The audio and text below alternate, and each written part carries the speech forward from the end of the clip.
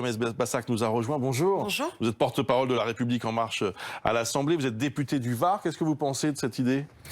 C'est toute la difficulté, c'est de trouver un juste équilibre entre les libertés des uns et des autres. C'est-à-dire que confiner les personnes âgées qui sont dans les EHPAD, c'est peut-être faisable. Ouais. Et celles qui sont à domicile, c'est beaucoup plus facile. Et de quel droit confiner qu'une partie de la population et sur quels critères? Des personnes âgées qui sont en très bonne santé, pourquoi les confiner?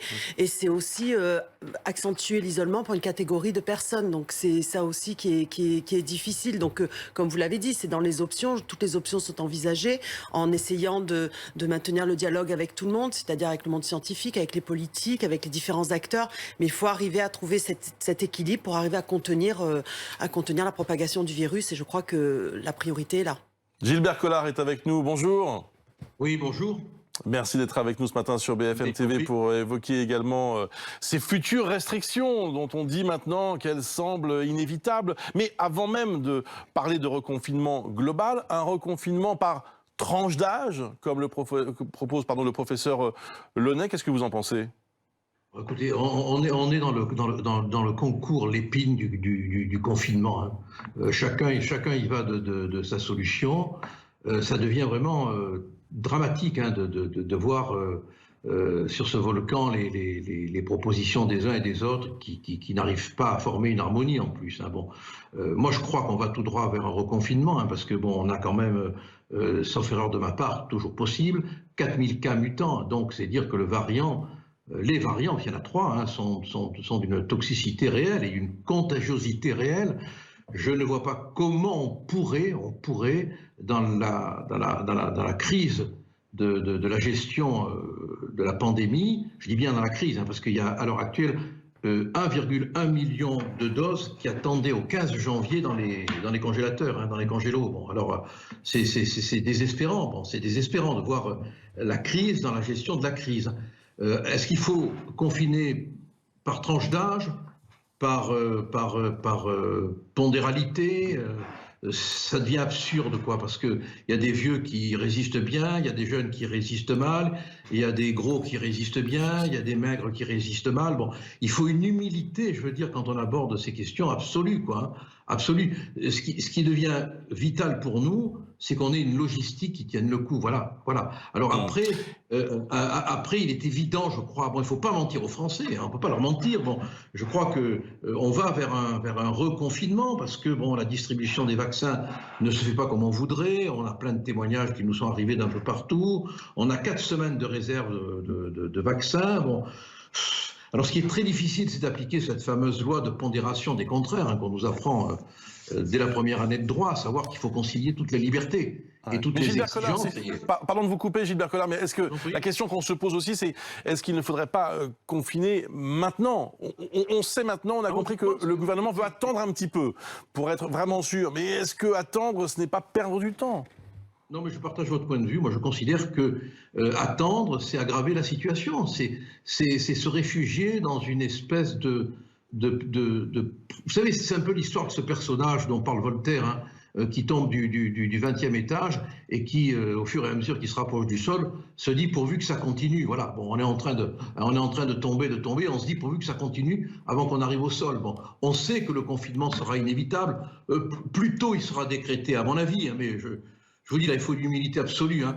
À mon avis, attendre ne fera qu'aggraver la situation, parce que tous les indicateurs que vous évoquez vous-même démontrent qu'on va vers une aggravation de la situation. Bon, or, le confinement, quand même, on se rend compte que ça peut marcher. Vous évoquiez tout à l'heure la situation d'endroits où on a confiné et d'endroits où on n'a pas confiné, et où il y avait une diminution des cas dans les deux endroits. Bon, donc on titube hein, dans la recherche, mais c'est sûr que si on doit confiner, autant le faire tout de suite pour éviter une aggravation des cas. Je voudrais donner la parole à Valérie Gomez-Bassac, donc qui représente la majorité. En effet, est-ce qu'il ne faut pas, puisqu'on est parti pour une décision, j'allais dire, préventive, a priori, les cas ne vont pas exploser là dans les 48 heures, est-ce qu'il ne faudrait pas y aller maintenant? Alors déjà, je tiens à souligner que je trouve ces propos plutôt raisonnables. Je crois que c'est la première fois que je dis ça sur le plateau, donc je tiens à le souligner. Parce vous saluez Gilbert Collard? Non, je vais peut-être pas jusque-là, mais je trouve que je suis assez en accord avec les propos tenus, et c'est bien de ne pas attiser des controverses. c'est dommage qu'il n'y ait pas la même prise de parole dans tout son parti, parce que c'est vrai que sur le même plateau, j'ai déjà entendu qu'il fallait tout réouvrir, vacciner d'abord la population active. Bon, après, ce sont des choix qui sont faits qu'il faut accepter. C'est-à-dire que nous, le choix qui a été fait, c'est de protéger d'abord les personnes les plus vulnérables, et je crois que ça, on ne peut pas nous le reprocher. Sur le confinement, peut-être qu'il faudrait reconfiner, je dis pas non, et je fais preuve aussi d'humilité parce que je ne suis pas scientifique et je ne sais pas, mais je pense aussi qu'il y a une volonté de protéger les personnes qui psychologiquement commencent à en avoir marre d'être confinées, d'être privées de leur liberté, et c'est toujours encore une fois trouver cet équilibre. Donc je peux parler de l'équilibre économique, mais il y a aussi toutes les répercussions sociales et autres. Vous voyez, là on commence à réouvrir un peu les universités, c'est peut-être pas raisonnable, au niveau sanitaire c'est peut-être pas raisonnable, mais psychologiquement ça l'est parce que les étudiants sont à bout. Donc il faut arriver à chaque fois à trouver l'équilibre. Alors ce sont que les travaux dirigés, c'est dans des amphis, il y a que 40 personnes, donc avec des conditions sanitaires bien strictes. Mais c'est vrai qu'on ne veut pas priver une partie de la population de toute vie sociale, parce qu'il y a aussi des répercussions sur du long terme qui risquent d'être graves. Justement, Gilbert Collard, c'est vrai qu'on le sait, les Français ont moins bien vécu le deuxième confinement, qui pourtant était un peu moins strict, avec des écoles ouvertes notamment, et puis la possibilité bien sûr de travailler. Comment les Français vont-ils supporter un troisième confinement? D'abord, on a une règle d'or à appliquer, c'est que le discours politicard, dans la situation où on est, on doit le mettre au rencard. Et il faudrait qu'on se hisse un peu sur la petite pointe de nos pieds pour être à la hauteur de la situation. Mais parlez-en dans votre parti, entre vous, alors peut-être, non? Non, mais on en parle. Ah non, pardon. Non. Parce que honnêtement, je ne veux pas aller dans le sens de Madame Gomez-Bassac, mais enfin, c'est vrai que vous avez la critique facile au Rassemblement national. Voilà. Non, mais la pandémie, ça distribue les opinions, si vous voulez. Bon, et moi, je ne veux pas entrer dans le jeu qui consiste à dire j'ai raison, vous avez tort. Je cherche. Mais ce que je constate, et vous devriez le faire avec moi, c'est qu'il y a une véritable crise scandaleuse dans la gestion de la crise. Enfin, où sont passées ces 1,1 million de doses qui attendent encore dans les congélos, quoi. Alors, je veux bien qu'on fasse la leçon de modération aux uns et aux autres, qu'on fasse la leçon d'asepsie dans le discours, mais il y a des réalités quand même qui sont contraignantes. Où sont passées les doses, voilà. Pourquoi elles n'arrivent pas? Alors, je propose que Mme Gomez-Bassac vous réponde, parce que c'est une question en effet essentielle, et on sait qu'il y a de fortes critiques sur la campagne de vaccination. Alors absolument, je vous laisse répondre. Parce qu'il y a tout simplement une volonté de garantir la deuxième dose, la deuxième piqûre. Il y a aussi une perte qui était envisagée, qui est beaucoup moins importante que ce qu'elle avait été calculée. C'est-à-dire qu'on estimait, j'ai peur de dire des bêtises, je crois que c'était 30% de perte au niveau des vaccins, ce qui n'est pas le cas.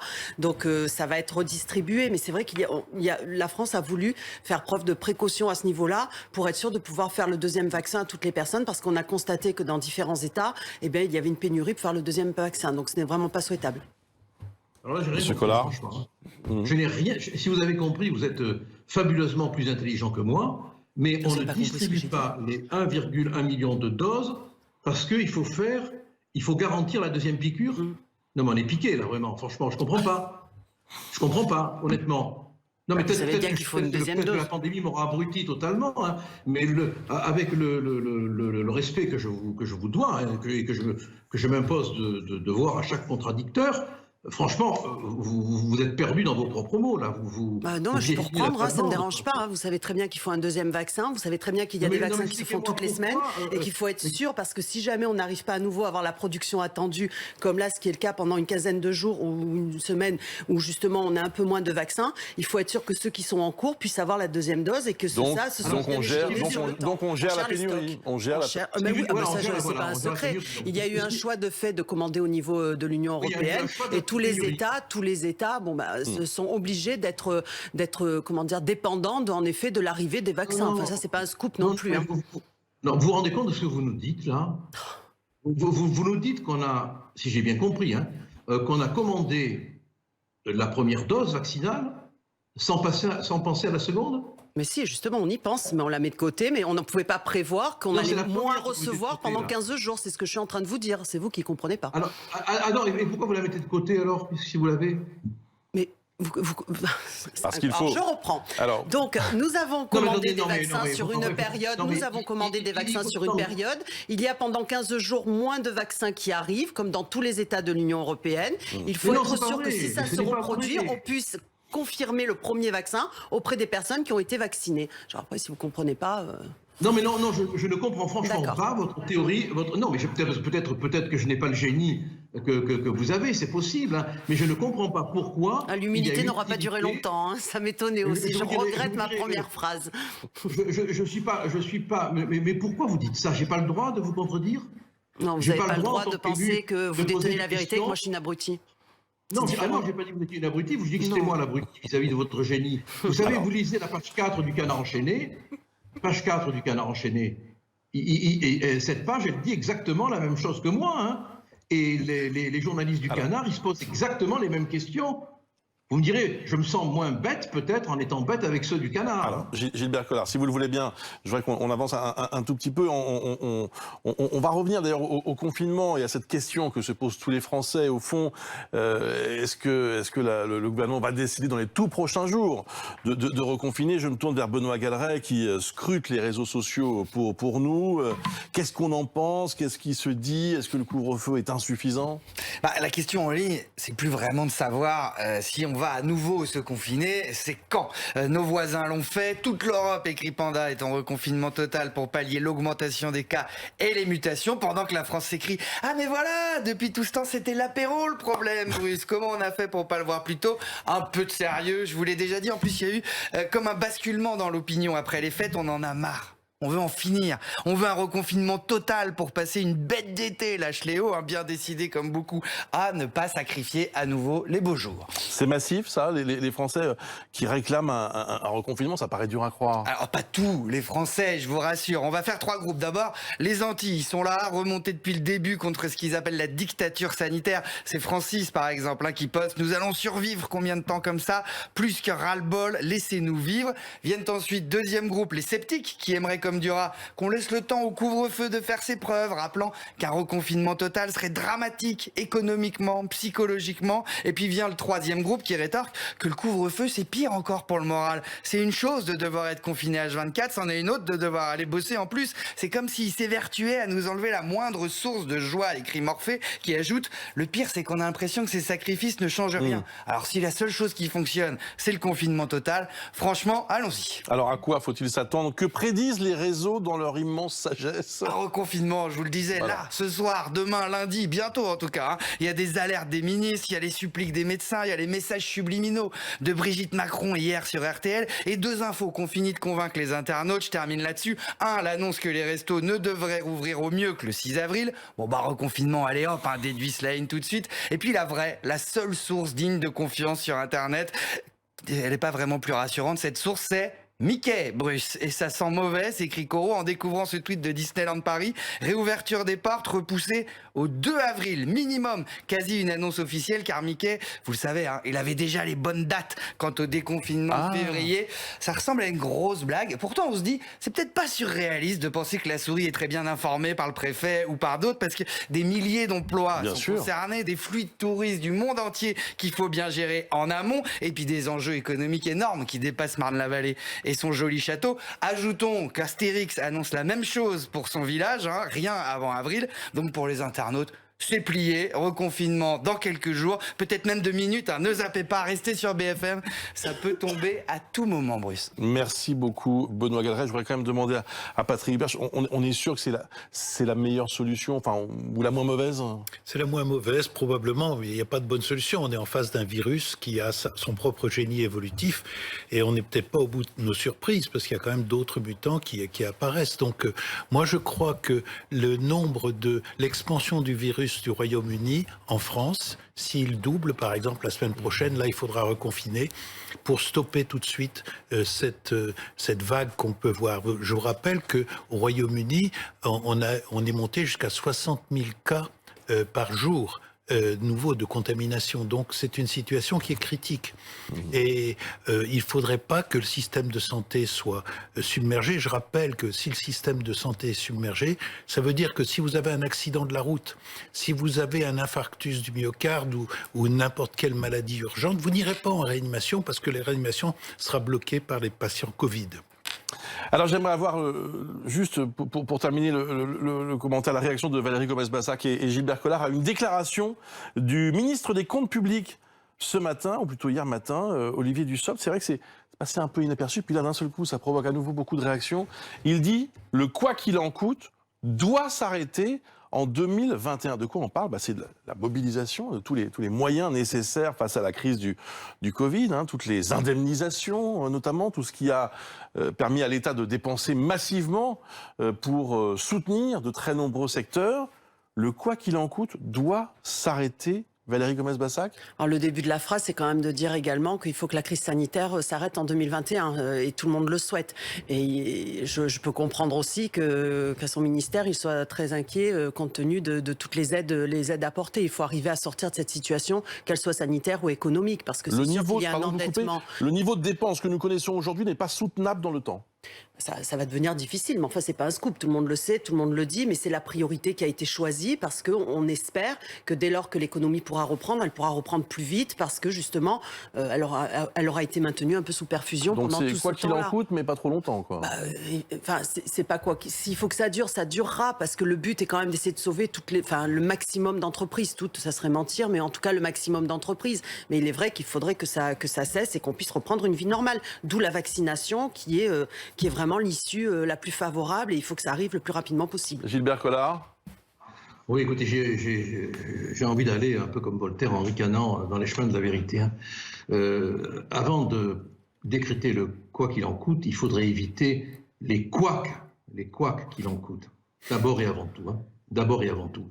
Ensuite, on ne peut pas décider que la pandémie va s'arrêter en mars, en avril, en mai, en juin. Elle s'arrêtera quand elle voudra.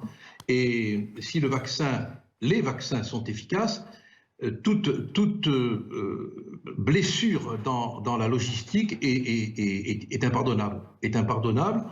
Moi, je pense personnellement que si on applique le quoi qu'il en coûte, on va laisser sur le carreau de la pandémie beaucoup de Françaises, de Français qui ne le méritent pas et qui doivent être aidés parce qu'ils paient aussi, je suis désolé de le dire, mais ça serait vrai pour tout le monde. Il paie le fait qu'au début, les masques n'étaient pas utiles. Il paie le fait qu'au début, tout ça n'était pas grave. On ne va pas énumérer le chapelet de manquements qui ont été commis par une logistique incapable, une bureau-technocratie tatillonne.